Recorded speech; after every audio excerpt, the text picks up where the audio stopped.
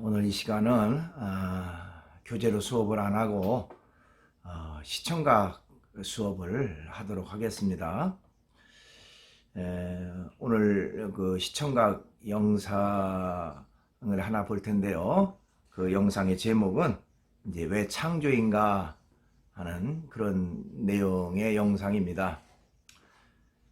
전체적인 영상은 조금 길지만 그 중에 이제 일부분을 오늘 보려고 하는데요. 여러분들이 고등학교 다닐 때 생물이라고 하는 과목을 배웠고, 내용을 보면 모든 생물은 진화가 됐고 진화에 증거가 있다는 그런 내용의 수업을 들었으리라 생각을 합니다. 이제 거기서 증거로 제시한 것이 과연 검증 가능한 내용을 담고 있는지 이제 그런 내용이고요. 또 창조론과 진화론의 차이점은 무엇인지 이제 그런 내용을 담고 있습니다. 강의해 주시는 분은 김명현 교수님인데요. 이 김명현 교수님은 카이스트에서 이제 재료공학 박사 학위를 받으셨고요. 한동대학교 교수를 역임하신 분입니다. 여러분들이 이 영상 강의를 통해서 좀 새로운 것들, 또 창조론과 진화론에 대한 차이점, 이런 것들을 새롭게 알 수 있는 그런 기회가 되리라 생각을 합니다. 그러면 이어서 영상을 보도록 하겠습니다. 오늘 첫 번째, 왜 창조인가 하는 첫 번째 이야기를 이제 소개해 드릴 겁니다. 잠시 기지개를 살짝 켜시겠습니다. 살짝, 예.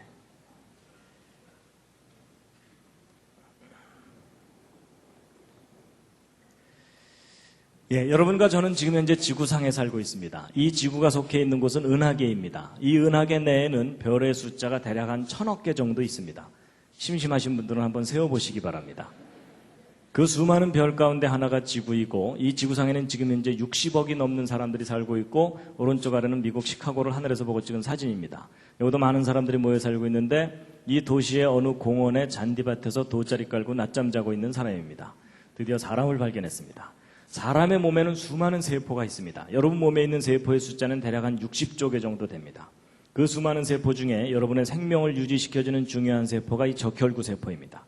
여러분, 이 적혈구 세포 하나의 크기가 얼마나냐면 이 직경이 여러분 머리카락을 하나 딱 떼어냈을 때 머리카락 굵기의 10분의 1 정도 됩니다. 그러니까 작은 세포들로 여러분 몸이 이루어져 있고, 또 그 속에는 단백질, 효소 이런 분자가 있고, 그래서 우리가 살고 있는 이 우주는 아주 작은 세계로부터 너무나 넓고 광대한 우주까지 참 다양하고 신비롭습니다. 근데 이렇게 다양하고 신비로운 이 우주가 맨 처음에 어떻게 시작됐는지에 대해서 아주 오래된 기록이 하나 있습니다. 지금부터 한 3400년 전쯤 기록된 것인데, 그걸 한번 보여드리면 이겁니다. 다 함께 읽으시겠습니다. 예, 눈치채신 분들도 있겠지만 이게 뭐냐면 바로 여러분과 제가 믿는 성경의 제일 첫 번째 페이지, 창세기 1장의 히브리어 원문입니다. 그럼 비슷하게 한번 읽어보실 수 있겠죠? 시작. 와, 우리 교회 성도님들은 히브리어를 바로 우리말로, 근데 이제 어떤 분들은 읽으라 그러면 왼쪽부터 읽으시는데 히브리어는 오른쪽부터 있습니다. 그래서 제가 한번 비슷하게 읽어보면 베레시트 바라 엘로힘 엣 하샤마임 벳 하아렛. 여러분, 제가 제대로 읽었는지 잘 모르시죠? 근데 바로 이 창세기 1장 1절을 오늘날 다양한 나라 사람들이 자기 나라 말로 번역해서 믿고 있습니다. 여러분과 저도 그 중에 한 사람입니다. 근데 여러분, 하나님이 계시다는 것과 이 세상이 창조되었다는 것을 오늘날 믿는 사람들이 더 많습니까? 안 믿는 사람들이 더 많습니까? 안 믿는 사람들이 훨씬 많죠? 안 믿는 이유가 뭐죠? 이유가 있을 텐데요. 여러 가지 이유가 있는데 몰라서 못 믿는 사람 꽤 많습니다. 여러분 알려주기만 해도 믿을 사람이 꽤 됩니다. 그런데 요즘 이제 알려줘도 잘 못 믿죠? 근데 알려줘도 못 믿는 이유는 뭡니까? 아주 쉽습니다. 여러분 하나님을 본 사람이 아무도 없습니다. 그리고 이 세상에 창조된 걸 본 사람도 아무도 없습니다. 이 세상에 창조된 거 보신 분, 이럴 때 손 드는 분이 계시면 잘 돌봐드려야 됩니다. 여러분 사람이요, 자기가 눈으로 직접 확인하지 못한 걸 믿는 일이 쉽습니까? 어렵습니까? 당연히 어렵죠. 눈으로 확인하는 건 뭐 너무나 당연히 믿죠. 근데 확인할 수 없는 걸 믿어야 되니까 우리가 무슨 믿음이 필요합니까?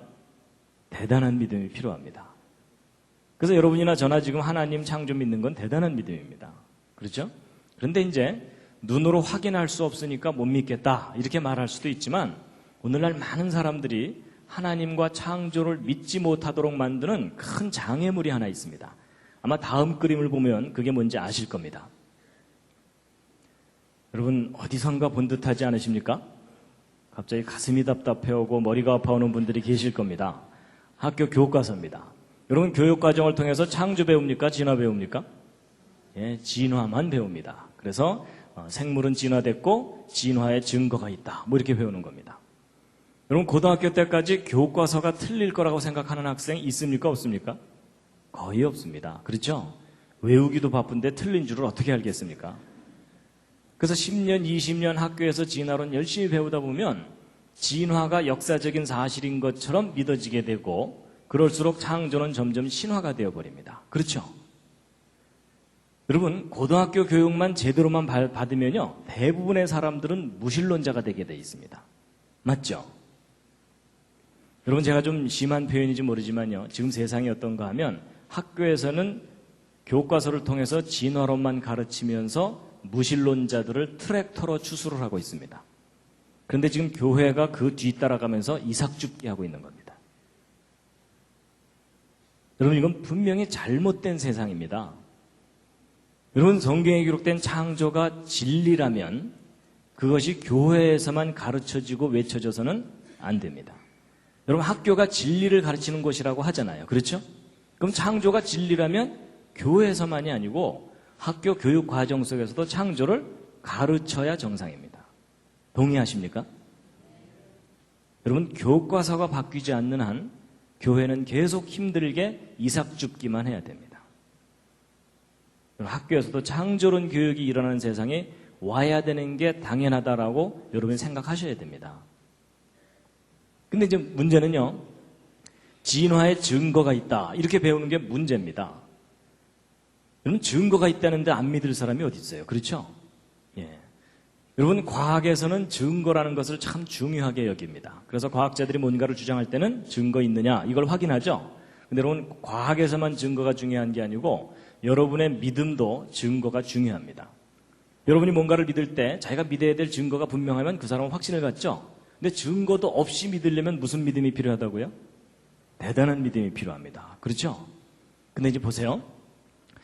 이제 학교에서 진화의 증거가 있다고 가르치는데 정말 증거가 있는 것인지 이 시간 좀 확인을 시켜드리려고 합니다. 자, 먼저 진화론부터 한번 보시면요. 여러분 진화론을 한눈에 볼 수 있도록 정리한 그림입니다. 여러분 진화론에서는 고생대, 중생대, 신생대 이런 시대가 있었다고 배우죠? 기억났으니까 또 퀴즈를 하나 드리겠습니다. 여러분 아까 얘기했던 공룡 있죠? 공룡은 진화론에 의하면 고생대, 중생대, 신생대 중에 어느 시대에 살았던 동물이라고 배웁니까? 중생대요. 그렇죠? 어떻게 하셨습니까? 예, 여기 다 그려져 있습니다. 예, 잘 보시면 다 대답하실 수 있습니다. 그래서 공룡은 중생대, 인간은 신생대. 거의 뭐 공식처럼 저렇게 배웁니다. 그래서 이런 진화론 배울 때 많이 보는 그림이 바로 이런 그림입니다. 그렇죠? 예, 하나님께서 따로따로 만드신 게 아니라 이런 아메바와 같은 간단한 생명체가 수억 년 세월 동안 자꾸자꾸 변해가지고 이 모든 것들이 다 저절로 생겨난 거다. 하나님이 어디 있냐? 이게 진화론입니다. 기억나시죠? 그런데 여러분, 제가 이제 지금부터 설명하는 게 말이 되는지 안 되는지 한번 잘 들어보세요. 여러분, 정말 역사 속에서 진화가 일어난 게 사실이라면 이런 원숭이나 말이나 개구리가 처음부터 이런 모습이 아니었어야 합니다. 맞죠? 뭔가 다른 동물이 변해서 된 거라는 거잖아요. 그럼 우리가 이제 막연하게 생각하면 안 풀리고요. 구체적으로 생각해야 됩니다. 예를 들면 여러분 이게 뭡니까? 박쥐. 여기 다 써 있습니다. 예, 박쥐입니다. 여러분 이 박쥐의 경우도 마찬가지입니다. 이 박쥐도 진화로 생겨난 동물이라면 그 조상이 처음부터 박쥐가 아니었어야 합니다. 당연하죠? 예. 그럼 여러분 이 박쥐가 진화로 생긴 동물이라면 제일 가까운 조상이 어떤 동물이겠습니까? 쥐요. 그렇죠? 예, 보통은 쥐라고 많이 대답을 하십니다. 근데 가끔가다 어떤 분들이 뭐 이러는 경우가 있습니다. 혹시 그런 분이 옆에 앉아 계시거든 잘 돌봐드리시기 바랍니다. 근데 여러분 이 박쥐의 조상이 박이냐 쥐냐 이건 별로 중요한 게 아닙니다. 박이 변해서 박쥐가 됐건 쥐가 변해서 박쥐가 됐건 정말 우리가 확인해야 되는 것은 변해왔다는 증거, 그걸 확인해야 됩니다. 맞죠? 근데 여러분 지금 현재 학교에서 가르치는 진화론에서는 이 척추동물, 등뼈를 가진 동물들의 진화 순서를 대략 이와 같이 추정하고 있습니다. 그래서 옛날 고생대 시절에는 물고기들이 주로 살고 있었고 얘네들이 이제 물에서만 살기가 답답하니까 육지로 외출을 다니다 보니까 개구리 같은 양서류가 생겨났고 그러다가 얘네들이 아예 육지에서만 살 수 있도록 적응해갖고 도마뱀 같은 파충류가 그 다음에 생겨났다는 겁니다. 그러다가 이제 이 도마뱀 종류가 양쪽으로 진화를 했는데 이 도마뱀이 절벽에서 자꾸 뛰면서 팔을 흔들었더니 새가 됐다라는 전설이 있습니다. 그리고 이 도마뱀이 새끼를 젖을 먹어서 키우려고 애쓰다 보니까 쥐와 같은 젖먹이 동물이 됐을 거다. 뭐 이런 건데 여러분 제가 약간 우습게 표현하기는 했지만 현재 대략 이와 같은 계통으로 진화되어 온 거다라고 아직도 학교에서 그렇게 가르치고 있거든요. 근데 여러분 이 박쥐는요. 날개도 가지고 있으면서 새끼를 젖을 먹어서 키우니까 얘는 좀 설명이 좀 복잡해요. 일단 도마뱀이 새 쪽으로 변했다가 얘가 새끼를 젖을 먹어서 키우려고 애쓰든지 아니면 일단 쥐 쪽으로 변했다가 얘가 절벽에서 자꾸 뛰든지 해야 됩니다. 근데 아무래도 쥐 쪽에서 변해서 갔을 가능성이 높다 이렇게 보고 있거든요. 그럼 도대체 쥐가 점점 진화돼서 박쥐까지 변해가려면 구체적으로 어떤 과정을 겪었어야 하는지를 그림으로 그려봤는데 다음 그림이 마음에 드실지 모르겠습니다. 어느 날 쥐가 겨드랑이가 간질간질하면서 뭐가 너덜너덜하면서 점점 커지더니 박쥐가 된다. 뭐 이런 거 한번 생각해 보자고요. 여러분 이 쥐에서 박쥐로 진화해 가려면 이 중간 단계라는 것을 거쳐야 합니까? 안 거쳐도 됩니까? 이건 너무나 당연한 상식이죠. 거쳐야 되죠. 그렇죠? 여러분 이 중간 단계 거치지 않고 곧바로 쥐가 박쥐로 변했다. 이렇게 주장하려면 뭐가 필요합니까? 뭐 증거도 필요하지만 믿음이 필요합니다. 그렇죠? 그리고 여러분 보통 진화하는데 아주 오랜 세월 걸려서 조금씩 적응하다 보면 진화해 간다. 이렇게 얘기하죠? 그럼 여러분 한번 상식 수준에서 대답해 보세요. 여러분 이 쥐에서 박쥐로 변해갈 때까지 겪어야 되는 중간 단계가 실제로 몇 단계를 겪어야 합니까? 진화가 옳다면? 몇 단계 거쳐야 되죠? 그럼 가끔 어떤 분들이 3단계요. 뭐 이러는 경우가 있습니다. 아닌 거 아시죠?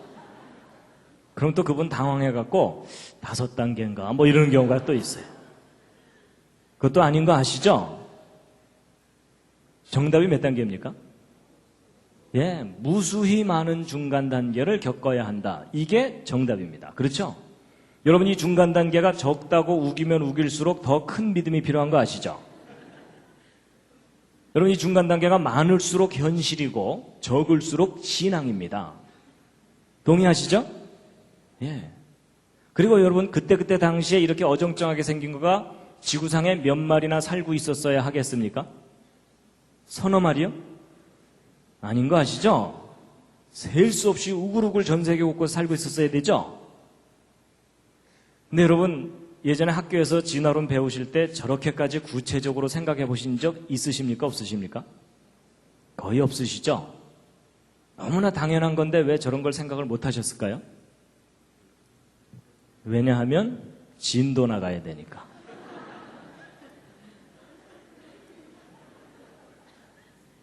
맞죠?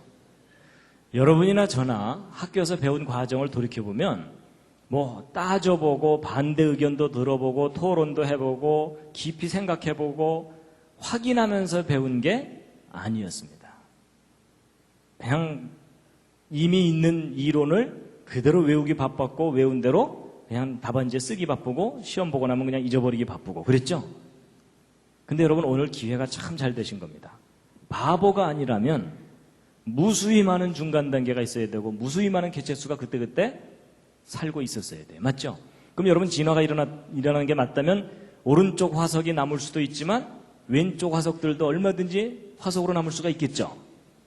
그럼 여러분 진화가 정말 역사 속에서 일어났다면 오른쪽 화석이 더 많이 발견돼야 될까요? 왼쪽 화석이 더 많이 발견돼야 될까요? 왼쪽이요. 그렇죠? 이 오른쪽에 비해서 도대체 몇 배나 더 발견돼야 됩니까? 그랬더니 그분 끝까지 1.5배 뭐 이러시더라고요.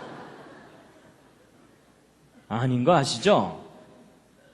비교할 수 없을 정도로 많이 발견돼야 됩니다. 그게 상식적인 정답입니다. 맞죠? 근데 여러분 그동안 과학자들이 어정쩡한 중간 단계 화석들 발견한 거 있을까요? 없을까요? 이게 없습니다. 여러분 전 세계 박물관을 다 뒤져봐도 없어요. 없습니다. 그럴 뿐만 아니라 지금까지 과학자들이 발견한 박쥐 조상 화석 중에 제일 오래됐다고 하는 겁니다. 이 원안에 있는 것이. 지금 또 5천만 년 전에 살았다고 연대를 매겨놓은 거예요. 근데 여러분 이 5천만 년이라는 연대도 사실적인 연대가 아닙니다. 진화론에 의해서 그렇게 추정하는 연대일 뿐입니다. 근데 이 5천만 년이 옳다고 하더라도 더 심각한 문제가 뭐냐면 5천만 년 전에 살았다고 하는 박쥐나 지금 현재 살고 있는 박쥐나 골격 구조나 모양이 똑같습니다. 그냥 박쥐입니다. 그럼 여러분 변했다는 증거입니까? 변하지 않았다는 증거입니까? 변하지 않았다라는 증거는 우리가 분명히 박물관에 가지고 있는데 조금 전에 설명드렸더니 변해왔다는 증거가 있다고요? 없다고요? 저게 없습니다. 없어요. 근데 이렇게 설명드리면 이제 어떤 분들은 야 혹시 박쥐만 없는 거 아닐까? 뭐 이런 분들이 꼭 있습니다. 딴 동물들은 많을 거다. 꼭 그렇게 생각하실 것 같아서 제가 통계 자료를 알려드리면요. 여러분 화석률이라는 게 있습니다. 화석률이 뭐냐면 화석의 비율 이런 뜻인데 현재 살고 있는 생명체 종류가 몇 %나 화석으로 발견됐는가를 통계를 내놓은 건데 80% 이상의 종류를 발견했어요. 대다수를 발견했다는 뜻입니다. 비율적으로. 그럼 그동안 발견한 화석을 가지고 결론을 내도 그 결론이 틀리지 않는다 할 정도로 충분히 화석을 발견한 거예요. 근데 이렇게 다 발견해놓고 나서 정리를 해보았더니 마지막 형태 화석들은 발견되는데 그걸 연결시켜줘야 되는 연결고리 화석들이 전혀 발견되지 않는 거예요. 여러분 진화가 일어났다면 마지막 형태가 더 많아야 됩니까? 이 연결고리들이 더 많아야 됩니까? 연결고리들이 비교할 수 없이 많이 남아 있어야 되죠. 맞죠? 근데 저게 없어요. 제 말이 안 믿어지시는 분들은 오늘부터 땅 파보시기 바랍니다. 전 세계를 다 파도 안 나옵니다. 그럼 여러분 있었는데 없어진 걸까요? 아니면 원래 없던 걸까요?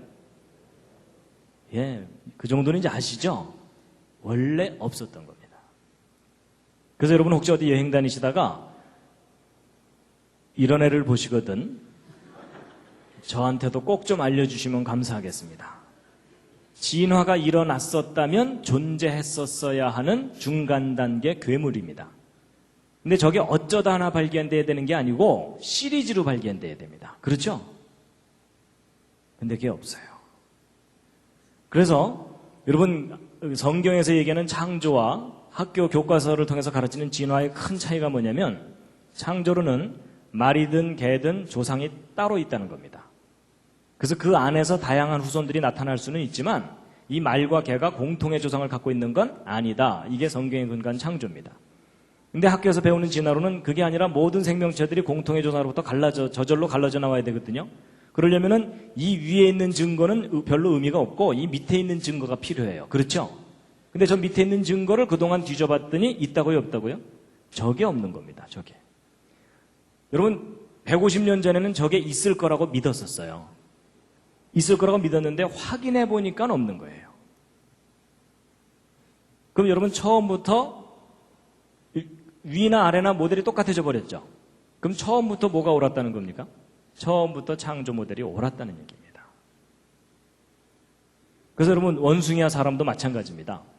원숭이가 진화돼서 사람이 된 게 아니고요. 원숭이 따로 사람 따로입니다. 여러분 동물들 중에 가장 사람을 닮은 존재가 원숭이긴 하지만 그러나 원숭이와 사람 사이에는 너무나 큰 차이가 있습니다. 여러분, 원숭이와 사람은 서로 아무리 가깝게 해놔봐도 아닙니다.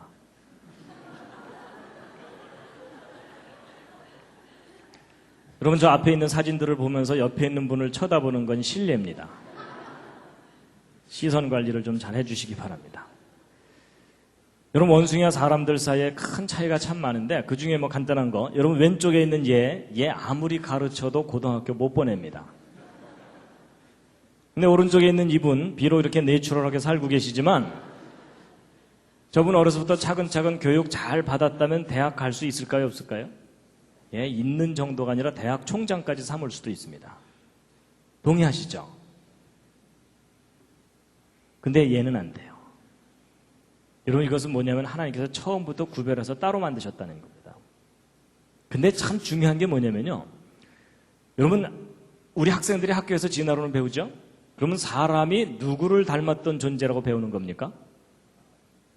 학교 진화론을 배우면 원숭이를 닮았던 존재였는데 많이 우아해진 거다, 이렇게 배웁니다. 그렇죠? 근데 여러분, 성경의 창조가 옳다면 인간이 원래 누구를 닮았었던 존재라는 겁니까? 창조자, 신을 닮았었던 존재였는데 많이 망가진 겁니다. 그렇죠? 그러니까 여러분 옆에 앉은 분이 둘 중에 하나입니다. 원숭이가 상당히 우아해진 거거나 아니면 창조자, 신을 닮았던 존재였는데 많이 망가진 거거나. 그렇죠? 자, 여러분 드디어 옆에 있는 분에게 진실을 얘기해 줄 시간이 왔습니다. 둘 중에 하나입니다. 많이 우아해지셨군요. 많이 망가지셨군요. 자, 옆에 있는 분에게 저 실례지만 하면서 서로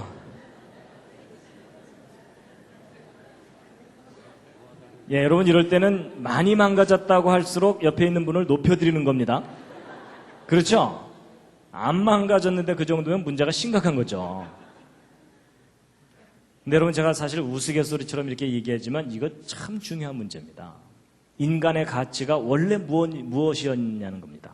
여러분, 학교 진화론을 배우면요, 사람의 가치가 원래 분자덩어리였다는 겁니다. 그렇죠? 제가 어떤 사람을 죽여도 원래 상태로 되돌려 놓는 거지 궁극적으로 죄가 될 이유가 없습니다. 근데 여러분, 성경의 창조가 옳다면 제가 어떤 사람을 죽이면 누구에게 죄를 짓는 거겠습니까? 신에게 죄를 짓는 겁니다. 그렇죠? 절대자에게 죄를 짓는 겁니다. 근데 지금 학교에서는 진화론만 가르치기 때문에 그 진화론이라는 것의 철학적 뿌리는 생명이 근본적으로 귀한 게 아니라는 얘기입니다. 아주 심각한 문제입니다. 자, 그래서 이제 이 부분을 이제 일단 정리를 하고 그 다음 얘기를 할 텐데요. 여러분, 지금까지 길게 말씀드렸지만 지금 학교에서 가르치는 진화론의 가장 근본적인 문제가 뭐냐면 직접적인 증거가 없다는 겁니다. 무슨 증거가 없다는 걸까요? 그게 뭐냐면 중간 단계 화석에 증거가 없다는 겁니다. 근데 여기까지만 대답하시면 80점짜리 대답입니다. 100점짜리 대답이 있습니다. 뭘까요? 무슨 중간 단계 화석이 없는 걸까요? 이 뭐냐면 연속적인 중간 단계 화석이 없는 겁니다. 이 연속적인을 빠뜨리시면 안 됩니다. 저거 아예 외우시기 바랍니다. 연속적인 중간 단계 화석이 없다. 왜냐하면 그냥 중간 단계 화석이라고 할 만한 것은 있어요. 그 대표적인 예가 바로 이 C조새입니다. C조새. 여러분이 이 C조새 화석 때문에 얼마나 많은 사람들이 자연스럽게 진화를 믿게 됐는지 몰라요. 왜냐하면 새 화석이 발견됐는데 날개 끝에 발톱이 있고요, 부리에 이빨이 있고 꼬리 깃털에 뼈가 있어요. 그러니까 야, 이거 도마뱀의 특징이 남아있는 거다, 이렇게 해석을 한 거예요. 그래서 도마뱀이 절벽에서 뛰면서 푸드덕푸드덕 하면서 C조새를 거쳐서 새로 진화해갔다, 이렇게 설명하니까 너무나 그럴듯하잖아요. 그렇죠? 증거도 발견됐고. 그런데 그게 여러분 속으신 겁니다. 다시 한번 생각해 보세요. 여러분, 정말 이렇게 진화된 게 맞다면 이 C조새와 도마뱀 화석만 발견돼야 되는 게 아니고 이 C조새와 도마뱀을 연결시켜주는 연결고리들이 발견돼야 되죠. 맞죠? 근데 여러분, 그동안 과학자들이 발견한 것은 C조새 화석 파편 몇 개뿐입니다. 그 이상도 그 이하도 발견된 게 없어요. 그렇다면 이 연결고리가 없다는 얘기는 도마뱀 따로 C조새 따로라는 얘기죠? 그럼 여러분, 이 C조새는 지금까지 가장 합리적인 결론이 뭐겠어요? 저런 특징을 가진 멸종된 새다. 끝. 그 이상도 그 이하도 아니에요. 그렇죠? 여러분, 놀랍게도 우리는 이 중간 연결고리 증거에 대해서는 하나도 직접 확인하지 못했으면서 진화되어 왔다고 믿도록 학교에서 믿음을 강요당한 겁니다. 그렇죠?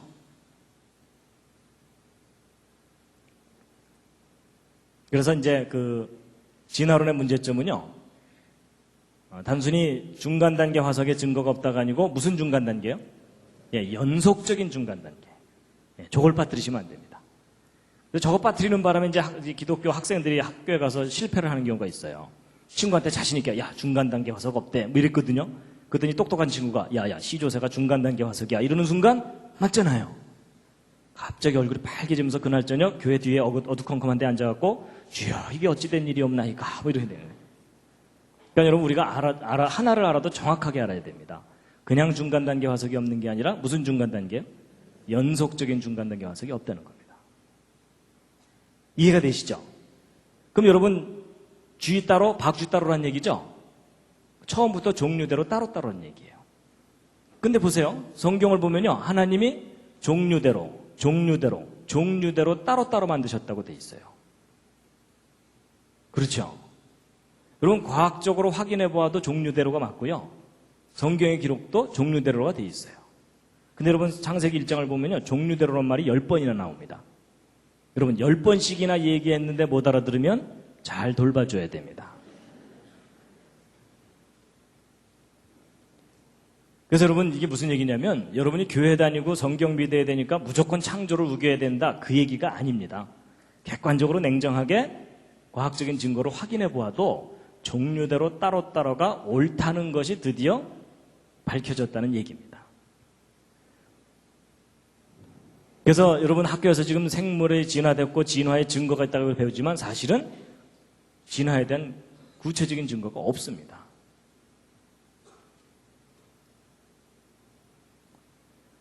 그래서 여러분 하나님께서 다 종류대로 따로따로 다 만드셨어요. 이 종류들을 연결시켜주는 것들이 없어요. 예, 강의 후에 퀴즈를 내고 있는데요. 이번 주 제 7주차 퀴즈는요. 오늘 시청각 수업했던 영상 왜 창조인가 영상을 보고 느낀 점을 적으세요 이렇게 했습니다. 그래서 여러분들이 사이버 캠퍼스 질의응답란에 오늘 본 영상을 보고 느낀 점을 간략하게 적으면 되겠습니다. 여러분 대단히 수고 많았습니다.